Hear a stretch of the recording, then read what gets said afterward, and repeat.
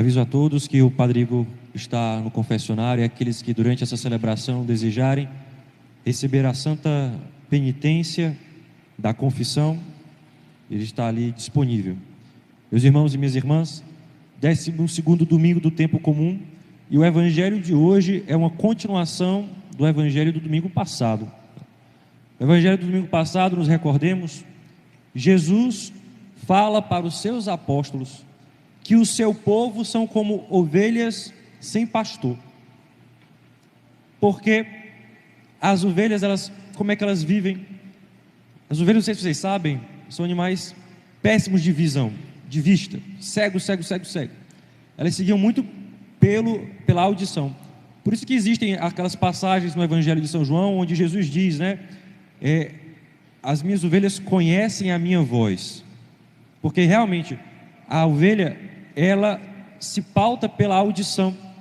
Como o povo de Israel deveria se pautar, não é? Lembrem-se que eu já falei aqui tantas vezes que aquela oração mais importante para o povo judeu, para o povo israelita, para o povo hebreu, é aquela oração que começa: ouve, Israel, o Senhor teu Deus é o único Senhor. Pois bem, quando não tem quem fale com a voz do pastor, quando não tem quem proclame, quem professe com a voz do pastor, que diga aquilo que Deus pede, as ovelhas elas vão se espalhando, vão indo para todo lado, procurando o quê? Conforto e comida. E muitas vezes nós só fazemos isso. Por quê? Porque não nos colocamos na escuta de Deus. E Jesus diz no Evangelho do domingo passado, vocês lembram, não é? Pedi operários para a messe, porque a messe é grande, os trabalhadores são poucos. E na hora que Jesus nos manda rezar para que venham mais operários, para que venham mais pregadores, para que venham mais homens e mulheres que tenham a capacidade de proclamar, de falar com a voz de Deus, para que o rebanho então comece a se guiar pelo seu pastor, que é sempre Deus. Só Ele é o pastor verdadeiro. Ele já envia. E quem é que Ele envia no domingo passado? Os apóstolos. E aí a gente veio a lista dos 12 apóstolos, começando sempre por quem? Por Pedro. A gente falou sobre isso.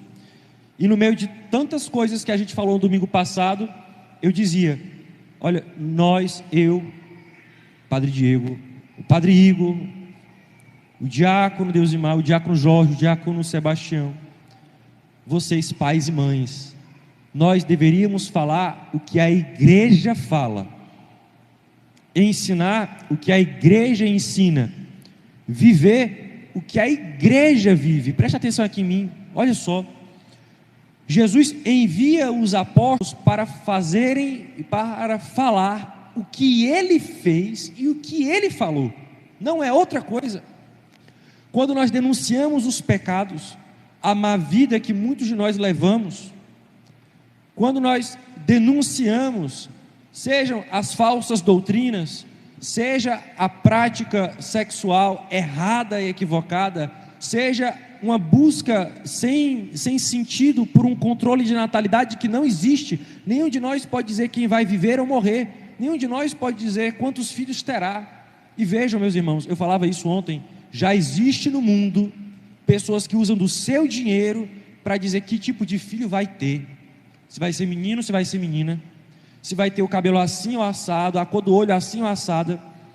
Na Holanda, por exemplo, já faz anos que não nascem crianças com síndrome de Down, e não é porque essas crianças não vêm ao mundo, é porque seus pais as matam no ventre, através do aborto. Mas quando um pai e uma mãe, quando um homem e uma mulher acham que podem ter vida sexual de qualquer forma, por prazer, por realização, ou se viciam na pornografia, ou vivem a vida até razoavelmente bem, mas colocam, mesmo vivendo o matrimônio, a camisinha, o anticoncepcional, eles já têm no coração deles, ali embaixo, um desejo de controlar isso. Eu não quero ter tantos filhos assim. Por quê? Porque eu não quero que a minha vida seja mais difícil do que já é. Meus irmãos, A dificuldade vai bater nas nossas portas de qualquer jeito. E eu digo para você, se você foge da dificuldade, você já está se enfraquecendo. Você já está quebrando as suas pernas para poder enfrentá-la. Porque nós temos que enfrentar a dificuldade da nossa vida erguidos. Aliás, melhor do que erguidos, melhor do que de pé, de joelhos. Porque é verdade, muitas vezes nós iremos enfrentar dificuldades maiores do que a da nossa vida, maior do que as nossas forças. Eu falava isso ontem para o casal que celebrou o matrimônio em nossa paróquia. Deus manda para nós dificuldades maiores do que aquela que nós conseguimos enfrentar, porque Ele quer que nós enfrentemos essas dificuldades ao lado dEle, com a força dEle, unidos a Ele, em oração.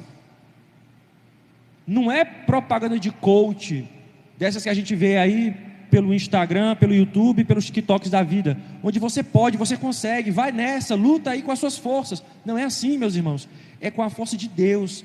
É como São Paulo diz: eu vou me gloriar nas minhas fraquezas, porque é na minha fraqueza que se manifesta a força de Deus. E no Evangelho de hoje, Jesus fala para esses mesmos apóstolos, para aqueles que Ele colocou à frente da sua igreja católica, porque ela é apostólica, dizendo: olha, eu envio vocês no meio desse povo que está aí como se não tivesse pastor. Não está aqui nessa passagem, mas alguns versículos antes, Jesus diz: eu vos envio como ovelhas no meio de lobos. Por quê? Porque os apóstolos vão enfrentar dificuldades. Os discípulos de Jesus enfrentam problemas maiores do que eles mesmos, e às vezes morrem, às vezes se afundam nos próprios sofrimentos que vivem, por causa das perseguições, que vamos lembrar, meus irmãos, é o Evangelho de São Mateus que a gente está escutando aqui, lá no capítulo 5, quando ele fala das bem-aventuranças: bem-aventurados sereis vós, quando fordes perseguidos, por causa do meu nome. E quando nós vivemos, proclamamos o nome de Jesus, seremos perseguidos, e às vezes dentro de casa, nossa própria família. Por quê? Porque quem fala o que Jesus manda, quem vive o que a igreja ensina, denuncia com as suas palavras, denuncia com o seu modo de viver o erro, o pecado, o mal. Se quando a gente vê alguém se dando bem na vida, no trabalho, na família, no dinheiro, a gente já sente um certo incômodo, a gente já acha que aquela pessoa está fazendo alguma coisa errada, porque não pode estar tudo tão bem assim na vida dela.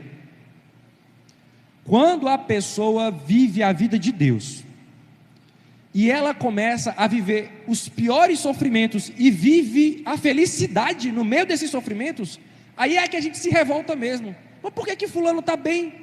Se está acontecendo tanta coisa ruim na vida dele, é porque ele não está sofrendo do jeito que eu estou sofrendo. E nós vamos fechando aquela pessoa, excluindo aquela pessoa da nossa vida, porque às vezes, meus irmãos, infelizmente é insuportável quem vive unido a Deus, porque pode estar acontecendo as piores coisas na vida daquela pessoa.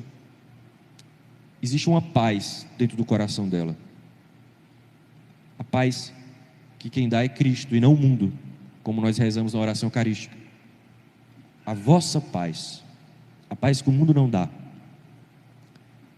E Jesus ensina hoje no Evangelho para nós qual é o caminho para viver isso, qual é o caminho que o discípulo deve seguir, qual é o caminho que o apóstolo deve viver, qual é o caminho que, eu vou dizer, vocês deveriam viver, pais e mães, católicos. Nós temos que ter cuidado com o que nós estamos temendo e o que nós estamos amando. Vejam, eu já falei sobre isso também aqui na nossa paróquia. Existe uma hierarquia, prioridades na nossa vida, que se manifestam não por aquilo que você fala. Não é o que você fala, o que você acha, o que você deseja que é o mais importante na sua vida. É de fato com o que você dedica mais tempo, mais atenção. É isso que é o mais importante para você.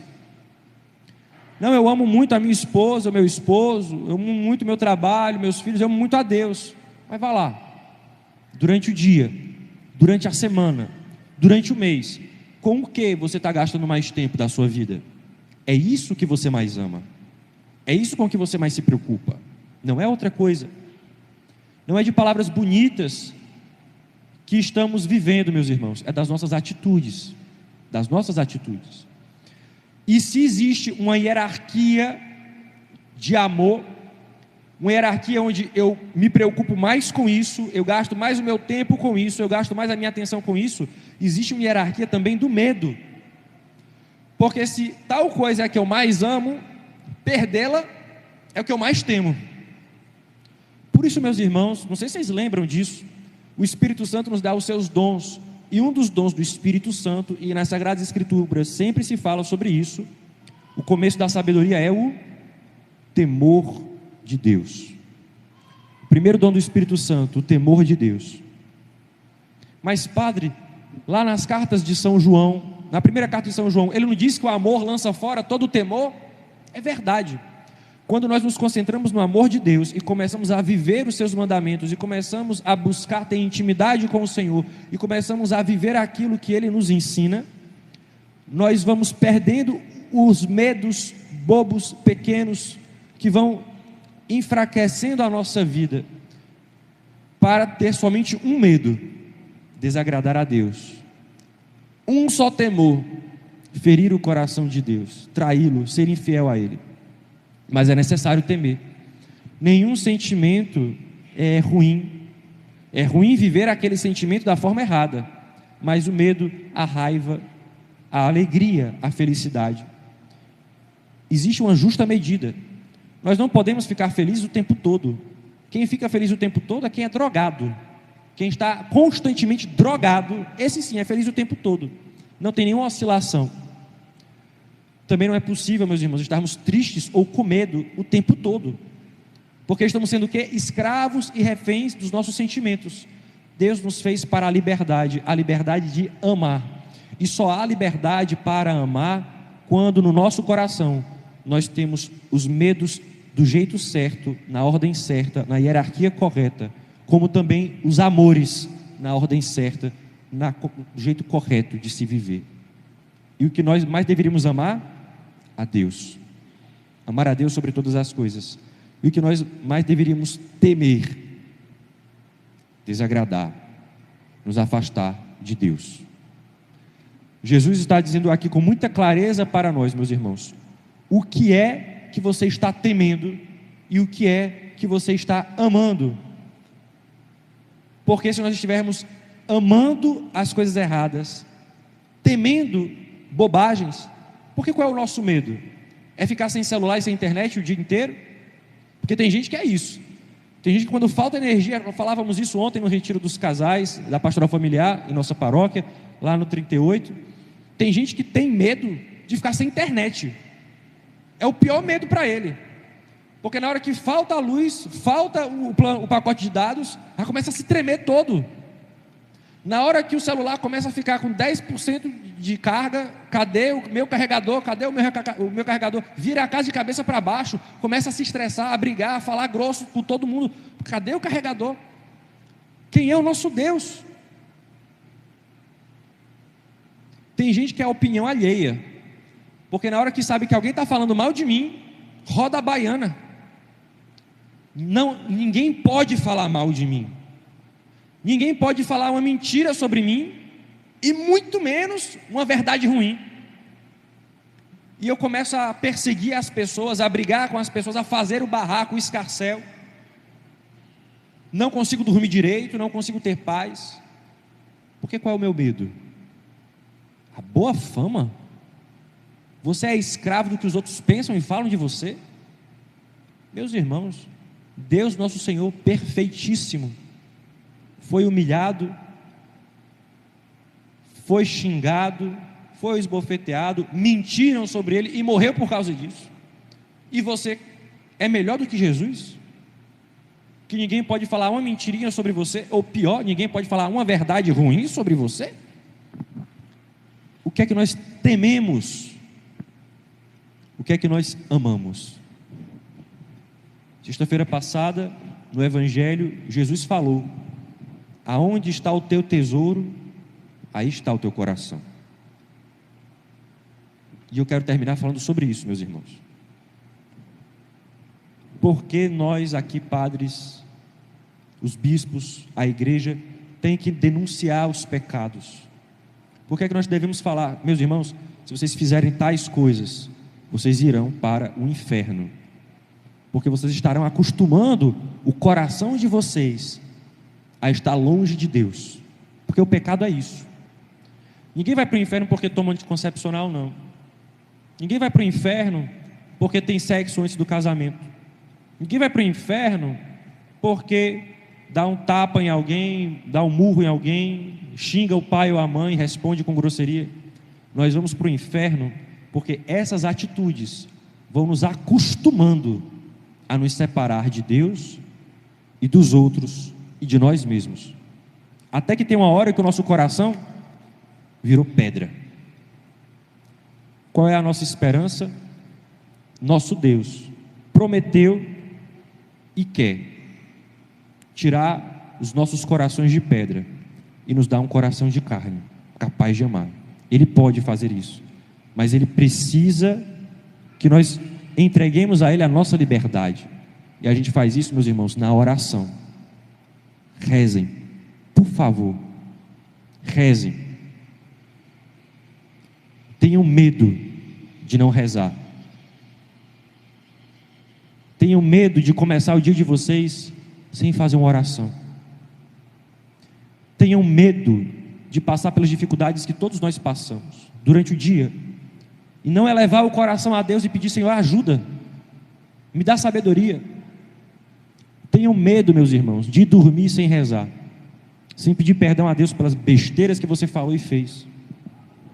Tenham medo de fazer qualquer coisa que destrua aquilo que Deus deu para vocês, para ser caminho de salvação para vocês e para os outros. Tenham medo de se separar de Deus, porque é o único medo que vale a pena nós termos. O único. Que nosso Senhor Jesus Cristo nos ajude a termos o nosso coração nas coisas certas, a ser Ele o nosso tesouro, a ser a Eucaristia. Que nós tenhamos medo de fazer qualquer coisa que nos afaste da Eucaristia, e que, se alguma coisa acontecer, que nós não tenhamos medo de nos confessar, para que, perdoados os nossos pecados, nós possamos voltar para esse que é o maior de todos os tesouros, o Deus que se dá a nós no pão e no vinho consagrados. Louvado seja nosso Senhor Jesus Cristo,